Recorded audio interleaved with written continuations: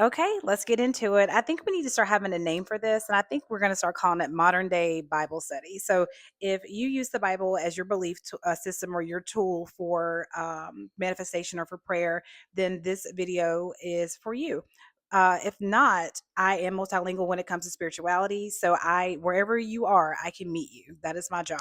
My job is to serve the people, honey. So, regardless of belief, I've got something on it. All you have to do is just scroll up and down my page. But I promise you, there is a pattern that I've researched that I can help you break a negative pattern and implement a positive one, regardless of belief. No one is excluded in my practice. So, welcome to everyone. Now, let's go to First Samuel. Now, I want to kind of sit on my throne for a second because you cannot talk about First Samuel without talking about Hannah. So, one thing that I'm definitely going to be doing is talking about a lot of the silenced women in the Bible because, honey, I'm a woman, so why wouldn't I? But anyway, let's get into First Samuel and let me be humble for for a second.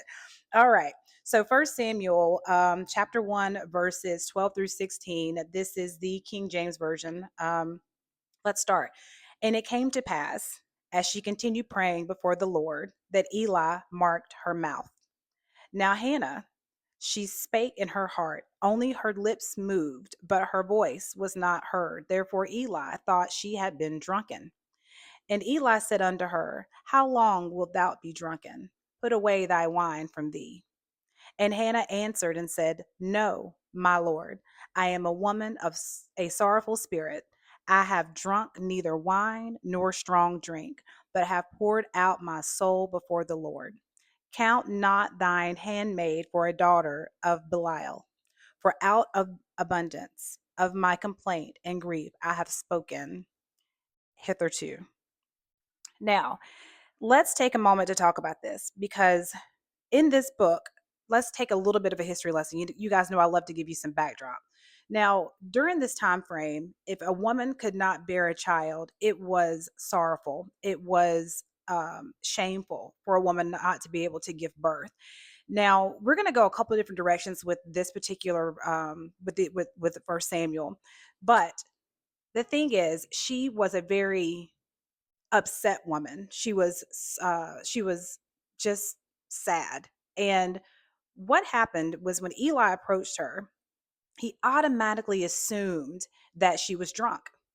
No question. He just assumed that the woman was drunk because her lips were moving, but nothing was coming out of her mouth. Now, when we talk about Hannah, Hannah, back then men had multiple wives. And so there was another wife involved, and she would always pick on her or provoke her, mock her because she was unable to bear children. Now, one thing that Hannah did that I respect and I love is that we find out through these verses that she was not drunk and she was a woman of mourning. She was a woman that was in pain. Hannah was very silent with her prayers, and she was quiet, and she didn't tell the left hand what the right hand was doing. She was not everyone is loud when they pray. Not everyone is running around and shouting and screaming from the mountaintop. Not everybody worships in that way or ask for things or tries to manifest things in that way. Hannah was very very quiet with the way that she spoke. Now let me tell you what this does, and let's apply this to modern day. Whenever you are quiet and you do not allow your left hand to know what your right hand is doing, you create a clear line to your destination. There's no friction. Now, if you take that, metaphorically speaking, the friction that I'm talking about would be other people's opinions. That can crowd you asking and praying and receiving your prayers or your manifestations. Now, another thing that we do all the time is we just assume people are a certain type of way. And this is very wrong.